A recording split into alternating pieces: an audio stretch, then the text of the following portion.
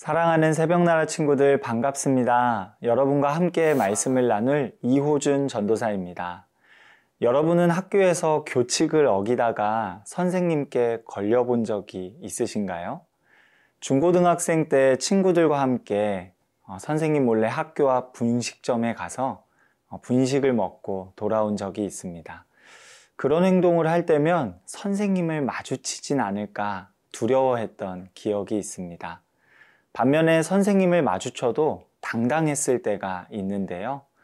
교실 청소를 열심히 하거나 학생으로서 해야 할 일을 열심히 하고 있을 때는 선생님께 인사하는 목소리도 더 커지곤 했습니다. 그런데 오늘 하나님을 만난 두 부류의 사람들이 이와 비슷했다고 합니다. 오늘 여러분과 나눌 말씀의 제목은 거룩한 산에서입니다. 오늘의 말씀은 시편 48편 1절에서 14절입니다. 여호와는 위대하시니 우리 하나님의 성에서 그 거룩한 산에서 크게 찬양을 받으실 것입니다. 그 터가 아름다우니 북쪽에 있는 위대한 왕의 성 시온산이 온 세상의 기쁨이 됩니다. 그 성에 계시는 하나님은 자신을 피난처로 알리셨습니다. 왕들이 연합해서 함께 나아갔다가 그 성을 보고 깜짝 놀라 안 되겠다 싶어 도망쳐버렸습니다. 해산하는 여인처럼 그들이 두려움에 사로잡혔습니다. 주께서 다시스 배들을 동쪽 바람으로 부수셨습니다. 우리가 들은 대로 만군의 여호와의 성에서 우리 하나님의 성에서 우리가 보았으니 하나님께서 그 성을 영원히 세우실 것입니다. 셀라. 오 하나님이여, 우리가 주의 성전에서 주의 변함없는 사랑을 생각했습니다. 오 하나님이여, 주의 이름과 같이 주를 찬양하는 소리도 땅끝까지 이르렀고 주의 오른손에는 의가 가득합니다. 주께서 판단하시니 시온산이 즐거워하며 유다의 마을들이 기뻐합니다. 너희는 시온을 두루 돌아다니면서 그 망대들을 세어보라. 그 성벽들을 잘 살펴보고 그 궁전을 두루 둘러보아 다음 세대에 그것들을 말해주라. 이 하나님이 영원토록 우리 하나님이 되시니 죽을 때까지 그분은 우리를 인도하실 것이다. 시편 48편은 하나님께서 그분의 임재를 알리신 장소에서 하나님을 찬양하는 시입니다. 오늘 본문에서 말하는 하나님의 성은 예루살렘을, 거룩한 산은 시온산을 가리킵니다. 구약시대 이스라엘 사람들은 하나님께서 예루살렘 성과 시온산에 임재해 계시다고 믿었는데요.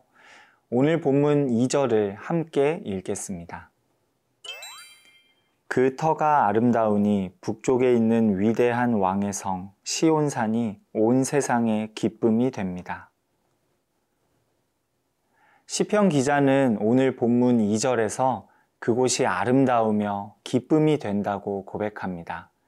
시편 기자가 그곳을 아름답게 여기고 기뻐하는 이유는 바로 그곳에 하나님이 임재해 계시기 때문입니다.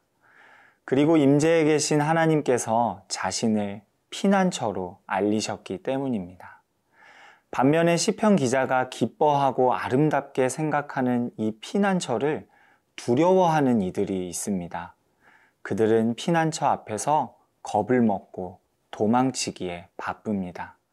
오늘 본문 4절부터 7절까지의 말씀을 함께 읽겠습니다. 왕들이 연합해서 함께 나아갔다가 그 성을 보고 깜짝 놀라 안 되겠다 싶어 도망쳐 버렸습니다. 해산하는 여인처럼 그들이 두려움에 사로잡혔습니다. 주께서 다시스 배들을 동쪽 바람으로 부수셨습니다. 세상의 권력자들이 연합해 하나님이 임재해 계신 현장으로 진군합니다. 그들은 그곳에서 하나님을 보게 됩니다. 하나님의 위엄 앞에 자신들의 권력이 얼마나 초라하고 나약한지를 깨닫습니다. 그리고 공포에 질린 채 도망치기에 바쁩니다. 견고한 다시스의 배가 바람에 부서져 바다 깊은 곳에 잠기듯 견고해 보이는 세상의 권력도 하나님의 심판 앞에 흔적 없이 사라질 것입니다. 사랑하는 새벽나라 친구 여러분, 하나님의 임재는 그분의 질서를 따라 사는 자들에겐 피난처이자 예배의 현장이 됩니다.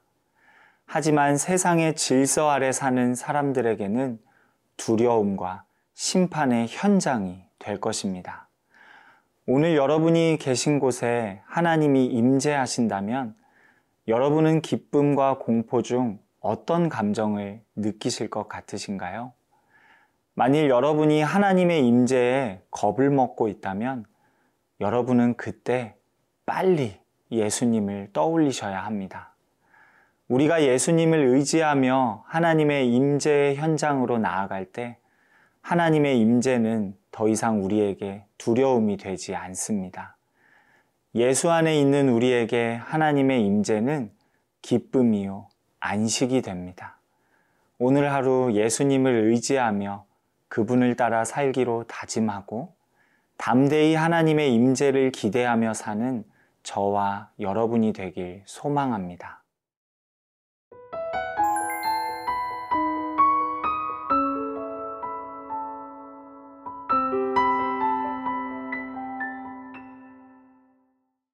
이어서 시편 기자는 하나님께서 임재하시는 곳에서 벌어지는 일들을 생각하며 이렇게 하나님을 찬양합니다.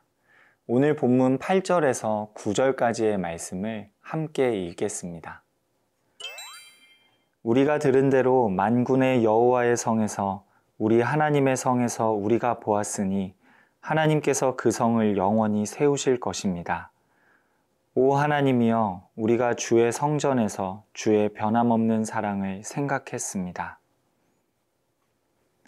하나님께서 임재하신 곳에서 변치 않고 행하시는 일이 있습니다.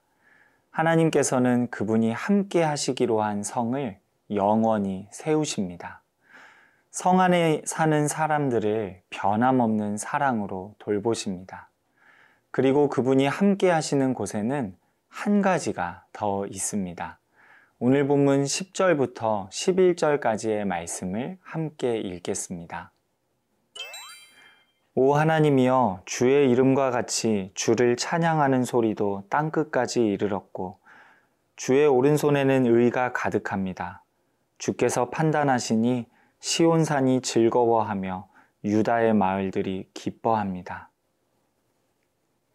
하나님께서 임재하신 곳에는 하나님의 정의가 충만합니다. 그리고 하나님께서 그분의 공의로 판단하실 때 그 판단의 공평함과 정당함에 모든 백성들이 기뻐할 것입니다.